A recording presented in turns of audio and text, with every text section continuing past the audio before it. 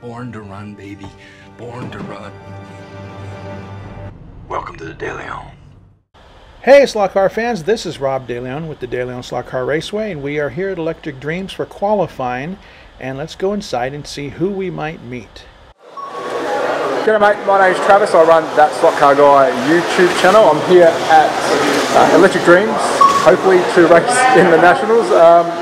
I think my goal is to get maybe top 50, but we'll see what happens. Top 50. And top 50. Top 50. I think I need some more practice. I haven't had much practice time and not much sleep, but I'll do my best for the channel to get top 50. And what car did they set you up with? So I actually have changed cars legally. I started with the Jag, and now I've gone with the Mazda. This is suiting my driving style a bit better.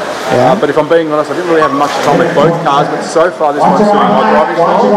But let's see after this practice, I'll come back and chat to you and see if I'm happy or sad. But hopefully I can get maybe a mid-6 with this one. All right. Thanks, man. Good luck. Thank you, man. We'll be watching it. Ciao. Okay, introduce yourselves. So this is Sasha. I'm Dahi.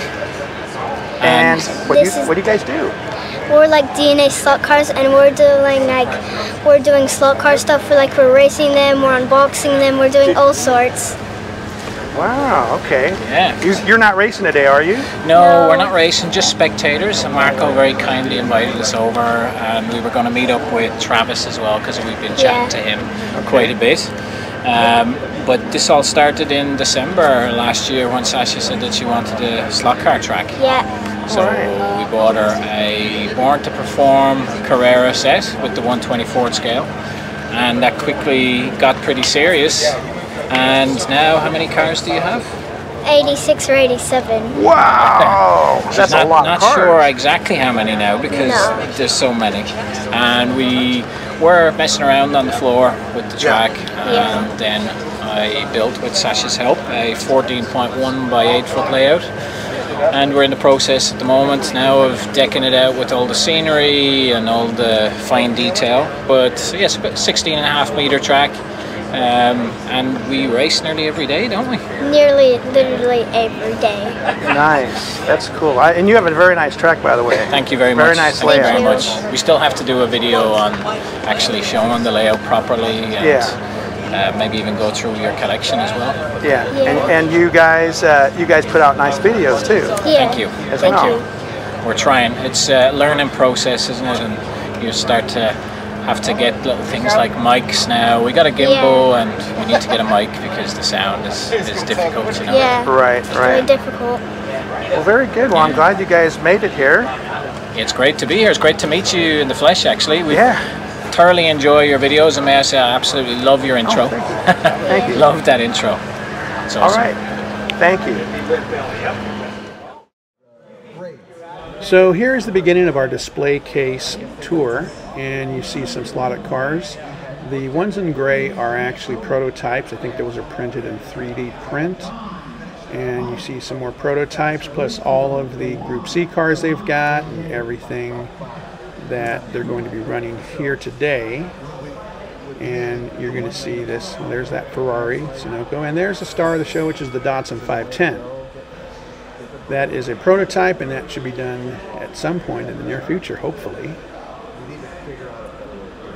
I love that Jägermeister 956.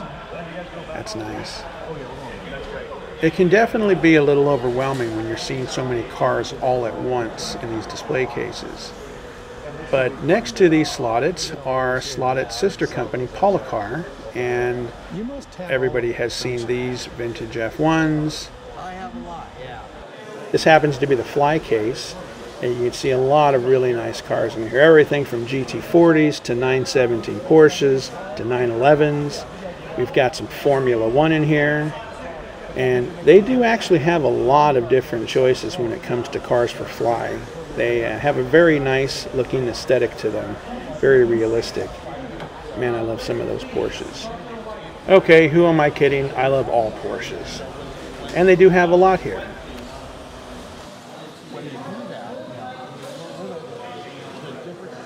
Here is the Scale Auto display case, and you can see everything from their Porsche collection to their Audi collection, and I see a couple that I actually own in there. In fact, I think I might have picked out that Pantera there you see in orange. I do love me a Pantera, and I do love cars that are orange, and I definitely love Jägermeister. Not the drink, but the livery.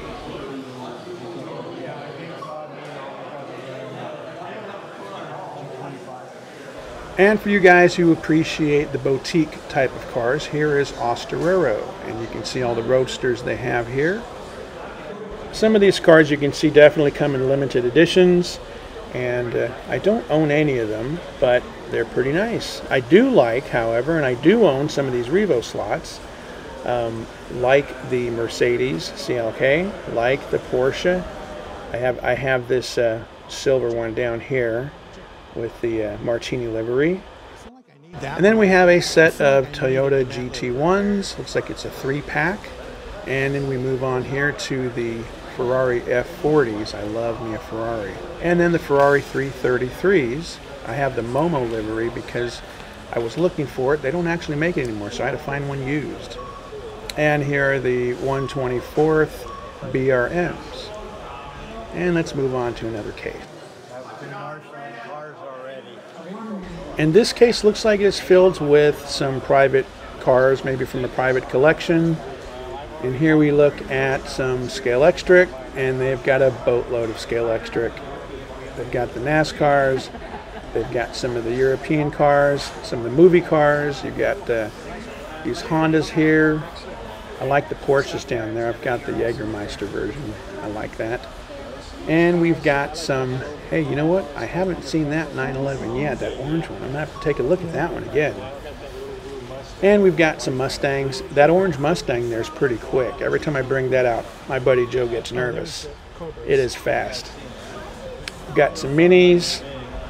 Got a couple of Falcons, your Cobras, and a couple of Turtles. And again, more Scalextric.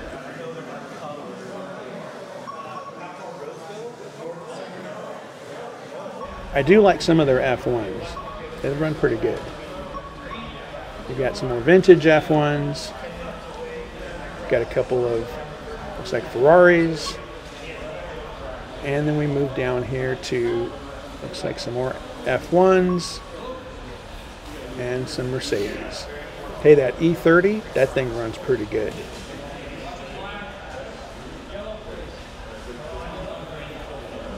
A couple of Lotus. And we move on to the NSR case.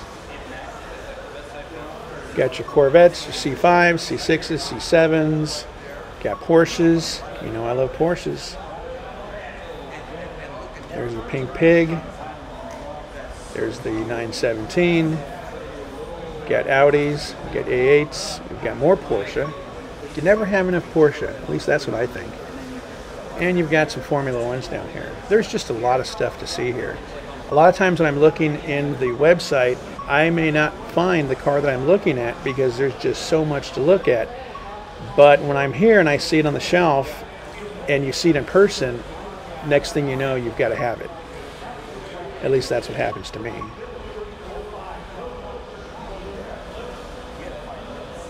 These are some L&P cars here. Got a couple of 917 sets. Some Moslers. And then you have the MRRC cars.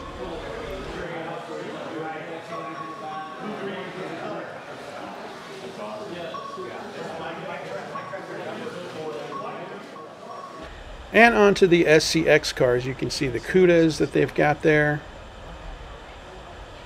I've got the silver number 30. Still trying to get it to run right. Got some older NASCARs. Porsches, Corvettes. And here is Avant Slot. I have that yellow Ferrari right there. I just got it running pretty good. I won it at one of the Father's Day events here. And then I really like those GTIs. I believe those are from the molds that used to belong to Spirit. I really love these VW Hobby Classics. I'm going to have to get one day. And then we have one of my favorite brands, Sideways. They've got a lot of neat models. And they run pretty good out of the box.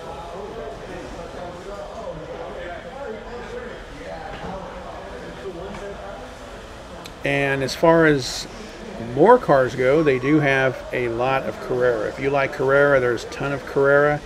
I'm just going to show you some of the 1/24 scales.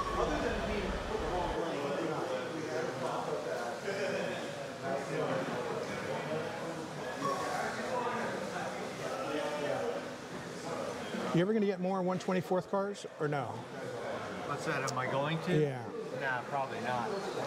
Next time we can run, I'm going to bring my 1/24 scale to I love that Porsche. run on the regular track here.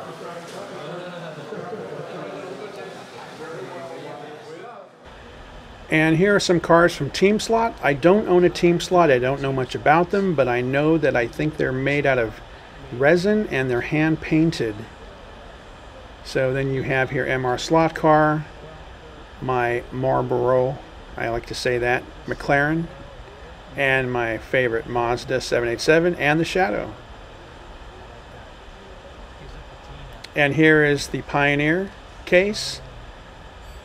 A lot of Mustangs, a lot of American cars, Chevrolets, Fords, Mopar, and then you've got the Legends down there underneath. I've got a few of these. I really dig the way they look. Have you seen enough cars yet? Well, if you have, let's move on to the dedication. I can't get into everything, otherwise we're going to be here for hours. And we move on to the new racetrack at Electric Dreams, and it is a polycar track dedicated to Dennis Sampson, who also works there. Very knowledgeable in slot cars. I actually bought a couple of cars off of him too. They run pretty good. All right.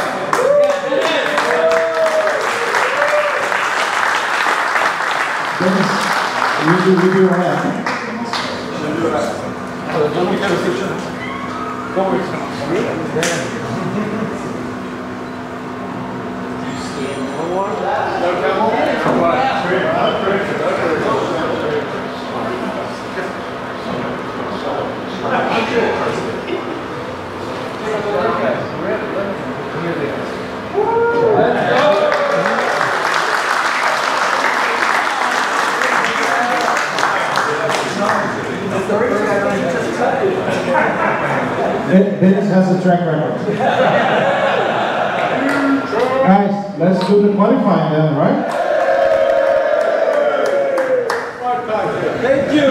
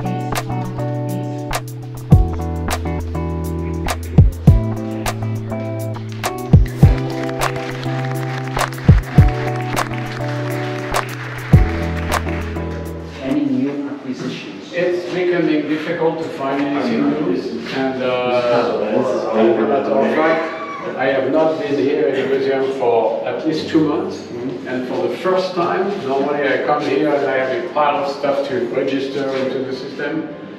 Just one scan strip kit of a Cobra from the 60s, and it's a bad kit. It's sealed and it's missing the wheels and the tires inside. You know, so it was resealed by somebody, that's what it means.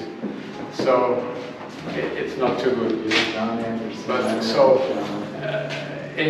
effectively, what this place has is virtually 95% of everything that was made, except that there are little parts and things like that, like wheels, tires made by odd companies.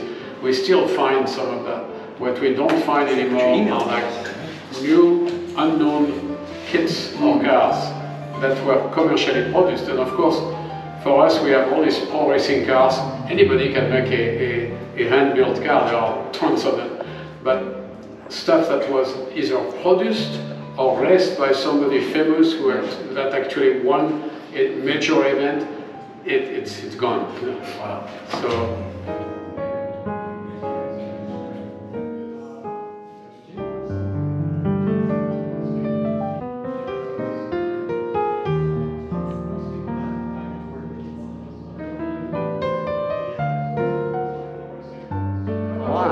Some of the rarest stuff is not that expensive because the first thing is that nobody knows what it is. Right. You know, so you look at a kit like that, it will go on eBay, maybe a couple $100 because nobody will never find them anymore in any kind of shape because people would buy this thing, they wanted to play with it. Sure. Right. So it's difficult now to find untouched, you know, like new in the box kits. Right. And you can find like old box kits because there were so many. Right. So it's very easy to find. The lesser company, the companies that survived after the crash of 60, you know, it's exactly much more difficult for stuff.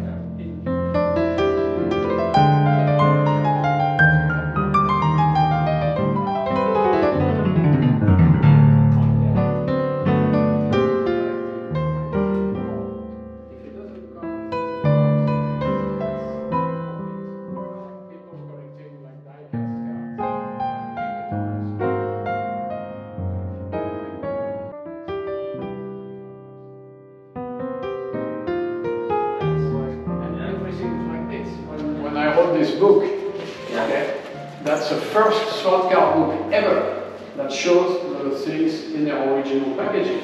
Wow. And that never happened before because all the people that wrote slot car books before, they don't even consider the packaging. And now, you know, people are looking for items. If it doesn't have the box, they don't even want it.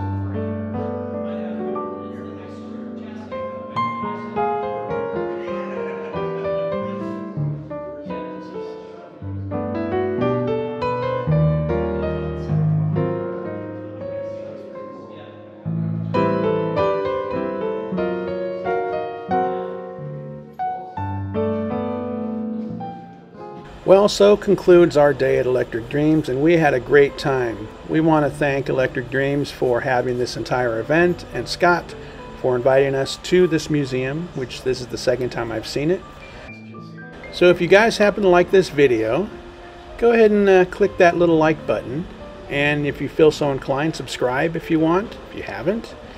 And thanks for watching, and we will see you next time. We'll be back next year.